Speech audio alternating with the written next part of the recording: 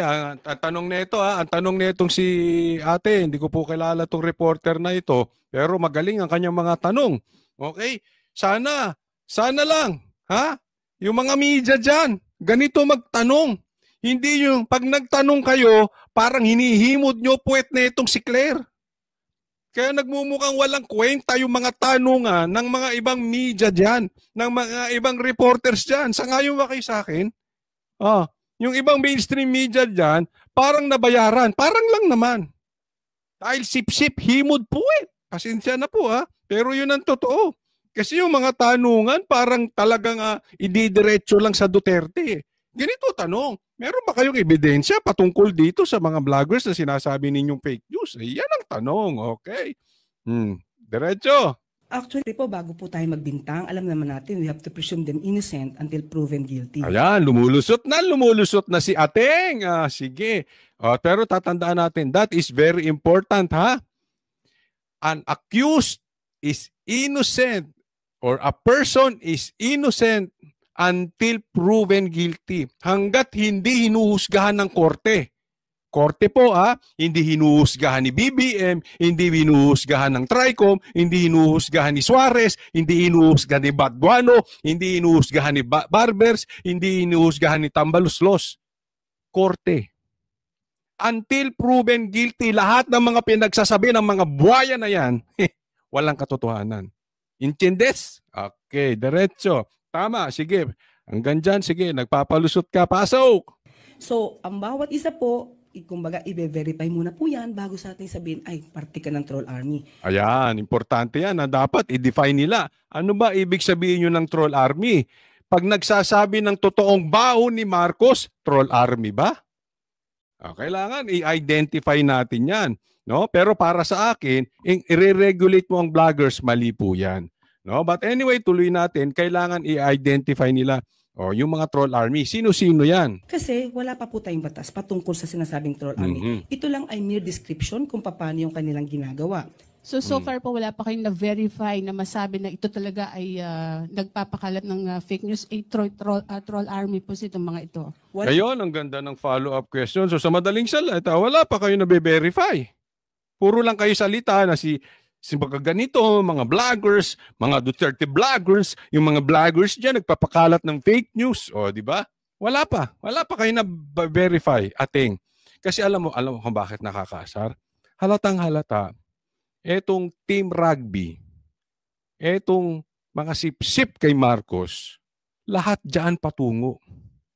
Pansinin ninyo. Kamera, papunta sa fake news, di umano ang mga vloggers. Yung mga kandidato ni Marcos na mga senadors, yan na rin ang tono. Yung mga vloggers ay mga fake news. 'Di ba? Wala na akong nadidinig na plataforma ngayon. Wala na akong nadidinig na proyekto basta sinasabi nila may mga vloggers na fake news at dapat i-regulate. Yan na po ang tono ng buong gobyerno ngayon. Ng kampo ni Marcos, lahat po sila. Mapa-sekretary, mapa-kamara, mapa-senado, mga senators nila, lahat po dyan napapunta. Ibig sabihin, yan na po talaga ang binubuo nilang narrative. Even their bloggers. So siguro yan, pinasa sa GC, okay? This is our topic for the month of February, March, and April until election. Sabihin, banatan ang mga social media na ang mga vloggers ay fake news. Why? Takot sila dahil naladadlad ang katotohanan ng baho nila and at the same time ang lakas ng Duterte. Wala pa. Pero puro ngawa. Wala pa silang napapatunayan. Wala pa silang nahanap na ebidensya. And yet all team bangagers, yaan ang tono ngayon. Vloggers, i-regulate dahil fake news. Wala pa po in particular, pero inaaral na po namin, kaya po yung mga ibang mga sinasabi nating fake news ay atin pong sinasagot hanggat sa makakaya natin. So hindi naman din po kayo kabilang doon sa mga masasabing nagpapakalat din ng fake news since wala naman po palang mga verified batayan yung inyong mga sinasabi. Di ba? Basag siya kay Ating. Ating, ang galing mo. Sana ganito ang mga vlog, ay mga ganito ang mga reporters ng mga bias, ABS bias. Di ba? So, hindi ba kayo kasama, Ating? Ha? Claire Castro, hindi ka ba kasama doon sa mga fake news peddlers, yung mga nagpe-fake news, since puro kayo salita ng mga fake news sa mga vloggers, pero wala pa naman pala kayong patunay, hindi nyo pa naiimbestigahan. Oh, back to you. Yan ang sinasabi ko eh. Alam mo, wala namang masama para sa akin na sa totoo lang. Dapat talaga i-regulate parusahan yung mga fake news. Yung sasabihin katulad ng patay na si ganito, yung mga viral vloggers, yung naghahanap lang ng viral pero fake news naman. Yun okay sa akin yun. Pero yung sasabihin nyo pagka vloggers ng Duterte, fake news. Political lang 'yan. Plastic kayo mga Ating, mga ipokrito kayo. Asan na ito? Kasi ito si Claire. Dapat pag kami mga ganito, bagamat abogado to si Claire, no? Kahit ganyan siya magsalita, hindi mukhang abogado. Pero abogado to, no? Abogado to, pero totoo, vlogger to eh. May vlog to, nagba-vlog. Sana yung puso mo nasa vloggers. Tingnan mo si Atty. Trixie. Nung nakapasok siya as secretary, gusto niyang ipasok itong mga vloggers dito sa Malacanang na pagka merong press con, hindi lang yung mainstream media, even vloggers. Ibig ko sabihin, kitang-kita mo yung puso ni Atty. Trixie. Ito si Claire, yung kanyang vlog pala ay hindi paninindigan para sa taong bayan. Yung kanyang vlog pala ay paninindigan lang para kay Marcos, para sa posisyon. Kasi biglang iba siya eh. Dati binanatan niya si Marcos eh, di ba? Oh, binanatan niya. Tama ba? Na-i-vlog natin yun. Nung nakapwesto na siya dyan, sip-sip. Kahit ano siguro kay Marcos, sisip-sipin. Di ba? Para saan? Para sa posisyon. Para sa pera. Ala ka namang walang sahod yan. O, di ba? O, di pera-pera yan. Posisyon lang yan. O, di ba? Asa ng puso mong vlogger? Yeah? Pagbibintangan mo yung mga kapwa mong vlogger din. Dati ka rin bumabatikos. Hindi maganda yan, Atty. Claire. O, next topic po tayo. Eto, pag-usapan naman natin. Tulfo iko-konekta sa mga Duterte. Pasok! Dahil kulang ng dokumento ay binasura ng COMELEC Division Level ang disqualification case laban sa 5 Tulfo na tumatakbo sa Bilang Pilipino 2025. Pero pwede pa naman daw yang iapila ng mga petitioner o di kaya ay maghain ulit ng bagong reklamo. Nasa frontline ng balitang yan, Simon Gualvez. Ibinasura ng COMELEC First Division ang petisyon para i-disqualify ang magkakaanak na Tulfo na tatakbo sa darating na Bilang Pilipino 2025. Kabilang sa inireklamo, magkapatid na Erwin at Ben Tulfo na tumatakbo sa pagkasenador. At alam mo, ako pabor ako na hindi talaga dapat ma-disqualify ang Tulfo pag ang pag-uusapan ay dynasty law. Kasi po, wala pa tayo malinaw na batas patungkol sa dynasty law. At hindi po tayo dapat, pagka meron tayong i-apply na batas, hindi po pwede nasa iisang grupo lang. Halimbawa, para kayong si Claire. Ano yung si Claire? Fake news. Pero ang pinatutunguhan, mga Duterte, ang fake news. Ang mga tinan mo ang bunganga ni Marcos, fake news ang Duterte. Tapos tinutungo nila fake news ang Duterte vloggers.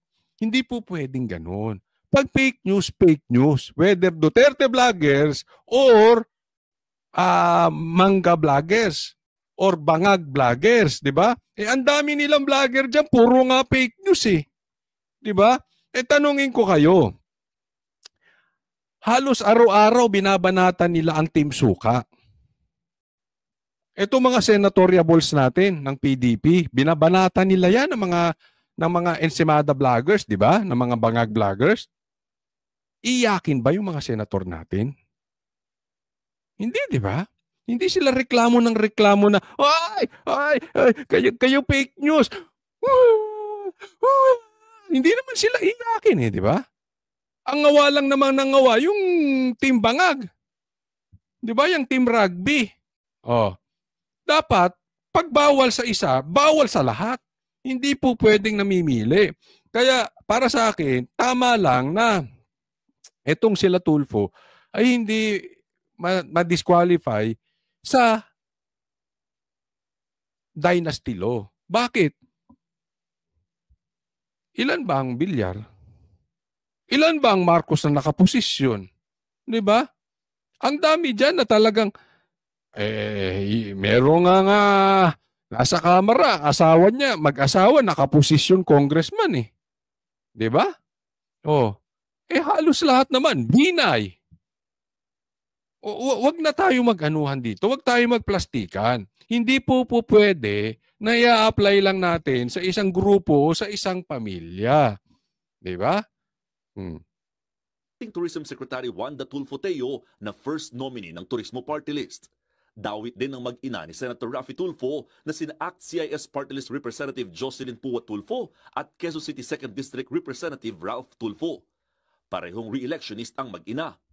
Git ng petitioner na si Attorney Virgilio Garcia, lahat daw sila na konektado kay Senator Raffy ay may tuturing ng politika. Alam mo sa akin, walang problema yung kaso ni Erwin Tulfo. Kung i-disqualify si Erwin Tulfo dahil do sa kanya citizenship, pwede yon. Hayaan ko ang korte ang humusga noon. Pero pagdating sa dynasty, ito kasi nakakatakot dito. Remember, yung Pogo, wala namang koneksyon sa Duterte. Pero ang style niyan sa simula pasasamain. Pinasama ang Pogo, then kinokonek sa Duterte. Even sa aming mga vloggers, di ba anong gusto nilang sabihin?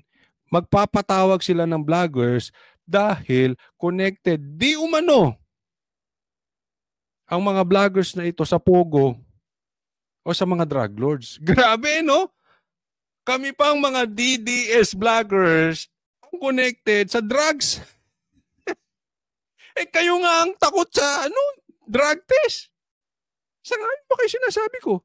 Ako, kahit araw-araw tayo mag-drug test, basta sabay tayo, Marcos, walang problema. Basta kung hindi si Marcos, kasabay ko mga vloggers din ng mga timbangag, walang problema. Kasi kung ako lang ang papadrug test nyo, harassment yun. Pero kung lahat tayo, gusto nyo patas sa tayo. Basta sagutin ninyo, araw-araw magpapadrug test ako. Dahil itong balat ko, itong dugo ko, itong katawan ko, hindi nakatikim. Not even once na droga. And I'm very confident. Kami pa ididikit nyo sa droga? Pogo rin. Hindi nga ako nagsusugal. Kami pa i-connect nyo sa Pogo. Naiintindihan nyo? Lahat po kinokonek sa Duterte. Siniraan ng China. Binanata ng China. Pinasasama sa Pilipinas ang China. Anong ginawa nila? Kinokonek sa Duterte ang China. Even Roque kinonek sa China. Even Roque kinonek sa Pogo. Lahat na lang. Basta kaalyado ni Duterte, ikokonek sa kasamaan. Ito tingnan nyo itong mabuti because this is very, very important. Itong dynasty law na ito, padadaanin lang kunwari sa Tulfo. After nito, isusunod na Duterte. Isusunod na nila yan, ay, dynasty rin, bawal, presidente ka, PRRD. Hindi po pwede na isusunod sa 2028 presidente rin, anak mo. May mayor kang anak, may congressman kang anak, may party list pa, etc., etc. Lahat yun iko-connect. And remember this, meron silang galit kay Ben Tulfo. Okay? Bakit? Ito hindi nyo alam. Si Erwin, hawakan nila sa leg. Nasa partido nila. Ako naniniwala, niligawan nila si Ben Tulfo. Imposibleng hindi nila niligawan si Ben Tulfo. ang lakas po ng karisma ni Ben Tulfo. Sa katunayan, continuously nasa top 5 si Ben Tulfo. I'm sure he will win the senatorial election. He will be one of the senators. Ganyan kalakas si Tulfo. And yet, hindi nila nahawakan sa leeg. Anong ginawa ni Ben Tulfo? Independent ako. Ayaw ko dyan sa partido ninyo. I'm sure kung ano-anong offer, monetary offer ang natanggap ni Ben Tulfo. I'm sure kung ano-anong pangako ang natanggap ni Ben Tulfo. I'm sure kung ano-anong posisyon ang natanggap naalok ni Ben Tulfo, sumama lang sa partido ng Team Bangag. Pero hindi pumayag. Nag-independent. Ako with all my heart, I know Ben Tulfo is different from Raffy Tulfo and Erwin Tulfo. Ako naniniwala na i-vlog ko na dito, ipinakita ko sa inyo. Si Ben Tulfo, kung manalo to, I'm sure, hindi siya pipirma sa impeachment ni VP Sara. Kung manalo ito ay most probably didikit sa Duterte. Sa Duterte side to. Kaya gustong pasamain ito si Ben Tulfo. Ako naniniwala ako doon, and at the same time, iko-connecto kay PRRD, iko-connecto sa Duterte. Dynasty na labag sa saligang batas. Pero sa tatlong pahay ng utos ng COMELEC First Division, insufficient inform ang dahilan ng dismissal. Sa madaling sabi, may kulang sa attachment sa petisyon. Paano mo sasabihin na kandidato yung isang kandidato kung di naman pala in-attach ang certificate of candidacy? We cannot take judicial notice ng mga ganung bagay. Kinakailangan nyo na ikasama sa allegation. The purpose of technicalities is not in order to imperil yung justice, but in order to ensure na may fairness, due process, and at the same time, orderliness in the courts. Pero ang tanong ng ilang kritiko, hindi ba't may kopya naman ng COMELEC ng COC ng mga tumatakbo? Tama po yun, pero napakadali rin po sana sa petitioner na kumuha ng mga certified true copy. Kasi nga po we cannot always assume and presume. Bukod sa kulang na attachment, lumalabas din daw na hindi nabigyan ng sapat na notice o kopya ng reklamo ang mga Tulfo bago sampahan ng disqualification. Dahil dito, hindi Ito po pinag-uusapan nila, ang pagkakabasura ng disqualification case sa mga Tulfo ay about technicalities. Ibig sabihin yung mga procedures, hindi doon sa merito ng kaso. Okay? Bagamat tayo hindi abogado, ganyan yung explanation. No, pero para sa akin, dapat muna ayusin itong dynasty law. Kasi masyado itong malawak. Wala namang sumunod dito di ba? Sa totoo lang. Lahat dito, even the DDS, even the Team Bangag, even yung mga makakaliwang grupo, even yung Yellow Pink, lahat naman po Di ba? So, ayusin muna yung batas na yan at i-apply natin sa lahat. Ano ba talaga ang hindi pwede? Bawal ang kapatid ba? Bawal ang asawa? Bawal? Ano ba ang bawal? Dapat specified, hindi tayo nanguhula pare-parehas. Hindi na tinalakay ng COMELEC ang merito ng kaso.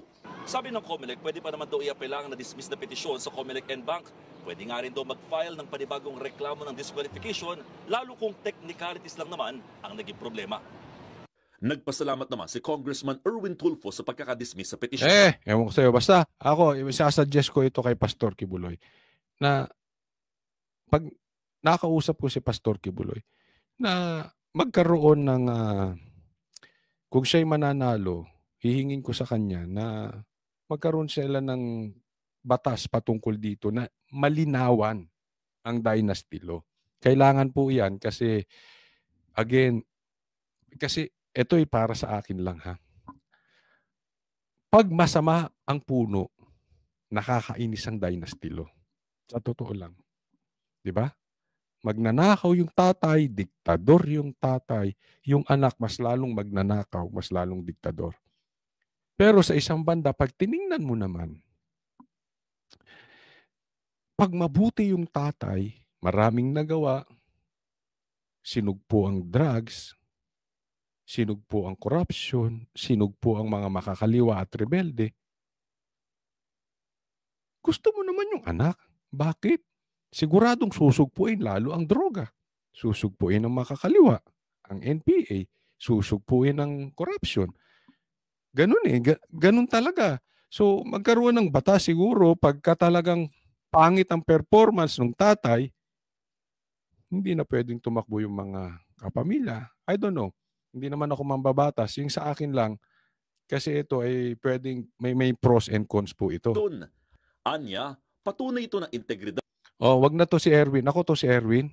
Ayoko to. Timbagang na timbangang to. Remember, una pa lang kakampi na nito si Tambaluslos eh. Ako sinasabi ko sa inyo.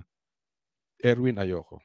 Ben Tulfo, I'm thinking about it. Kasi tandaan natin, siyam lang ang PDP. Nag-iisip pa ako ng 3. Huwag po nating ibablanko yun. Huwag po. Punuin natin yun dahil yung pag blinangko nyo yan, pwede pang fill upan niya naman dadaya. So, huwag po. Huwag natin sayangin yung boto. But I'm still thinking about it, no? Pero para sa akin, straight PDP, and then I'm thinking na gusto ko bago. Ayoko na nung trapo. Yung ang tagal-tagal ng politiko, lintik na yan. Wala namang nagawa. Paulit-ulit na lang. Unless it's like Yorme Isko na talaga naman binago ang Maynila. To that effect, ay okay. Pero kung hindi lang ganun kalakas ang impact mo at matagal ka ng politiko, doon na lang ako sa bago. Nag-iisip pa ako ng 3 bago. No? So hindi ko pa alam but I'm sure I will let you know come election time. Okay, next topic po tayo. Ito, pag-usapan naman natin to si Marcos. May sinabi po kasi siya, ito post po ng SMNI. Alam nyo naman ang SMNI. Mangilan-gilan na lang po ang media na hindi bayaran.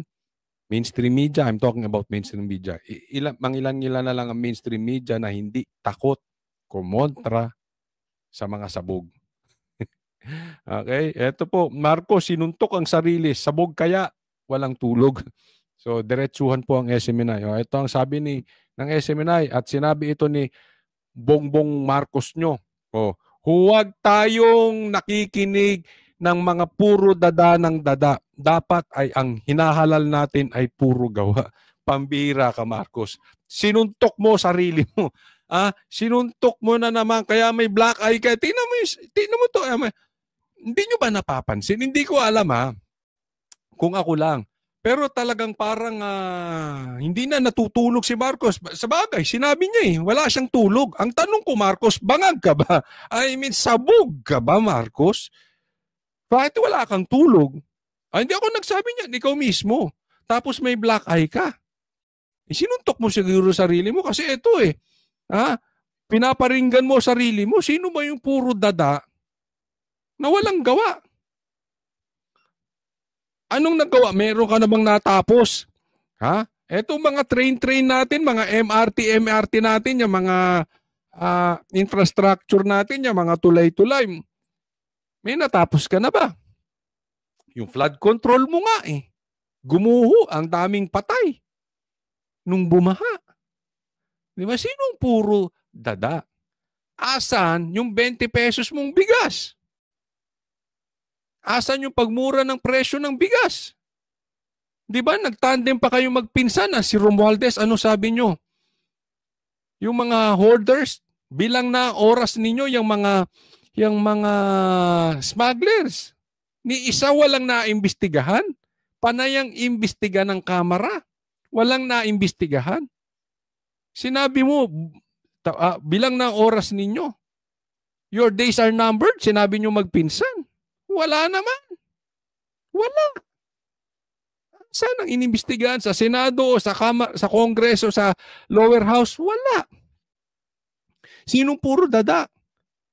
Kaya ka binoto ng mga makasara, na maka-Duterte.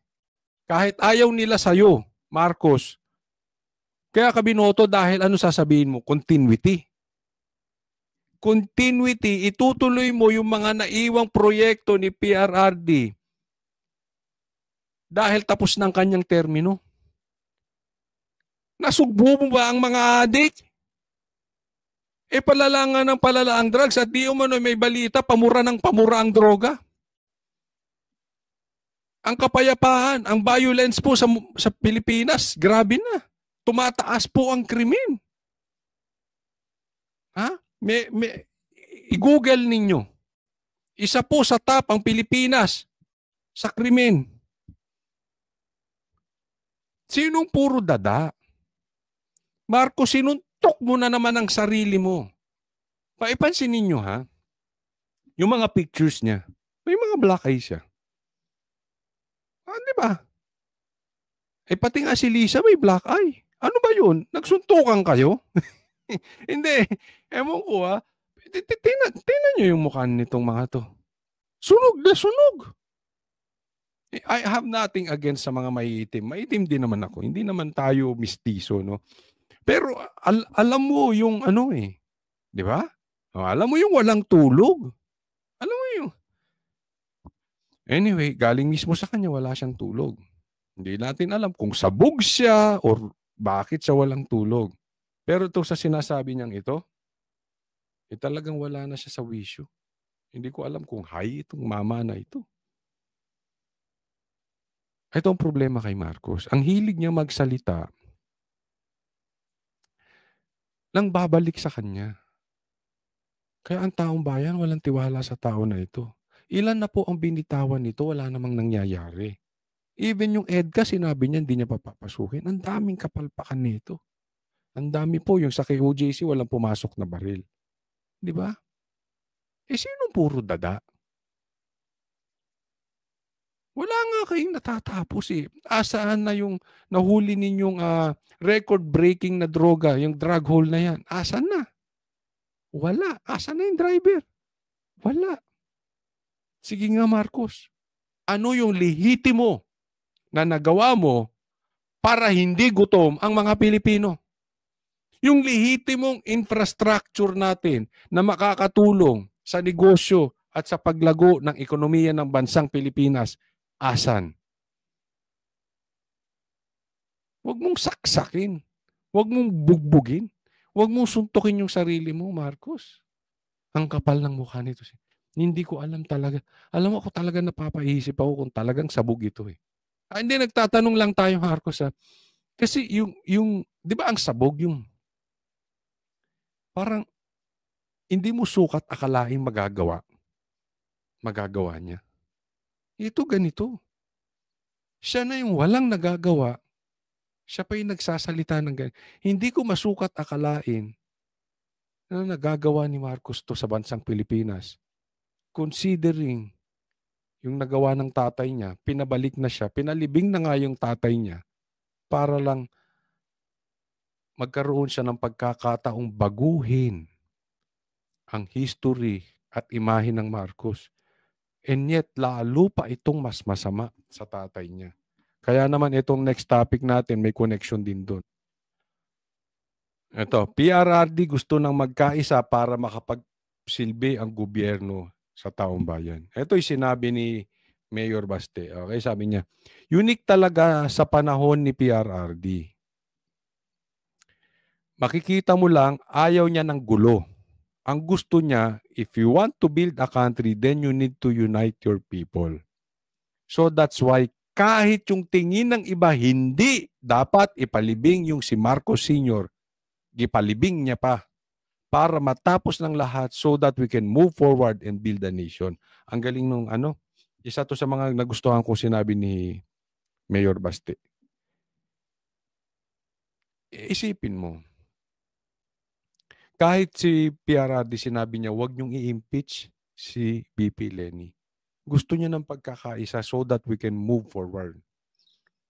Look at the difference. Si Marcos nagsalita ng pagkakaisa. And yet, yung tumulong sa kanya na Vice President ngayon na si Sara, nilalaglag. Trinaydor. Asa ng pagkakaisa? PRRD hindi nagsalita ng pagkakaisa. Pero ina-apply yung pagkakaisa para umasenso ang bansang Pilipinas. Makapagsilbi ang gobyerno. Ngayon, sino ang puro dada? Marcos. Ikaw ang puro dada. Iisa na nga lang ang pangako mo, unity. Pagkakaisa, hindi mo pa nagawa. PRRD, gawa ng gawa, hindi nagsasalita. Napakawalang utang na loob nito si Marcos. Ang tagal nilang binabay na mapalibing yung kanilang tatay sa libingan ng bayani. Hindi nila magawa. Si PRRD lang ang gumawa.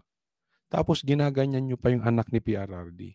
Ganyan po katraidor ang Marcos. Nasa dugo na ata talaga nila. Tingnan na lang natin. Tanungin ko kayo. Okay? Kahit mga bashers, sagot kayo dito. Kung ma-impeach si BP Sara, sinong pamilya ang makikinabang? No other than the Marcos. Marcos at Marcos ang makikinabang. Kasi alam naman natin ngayon, dati ang magkalaban ay Aquino Marcos. Yan ang malakas ngayon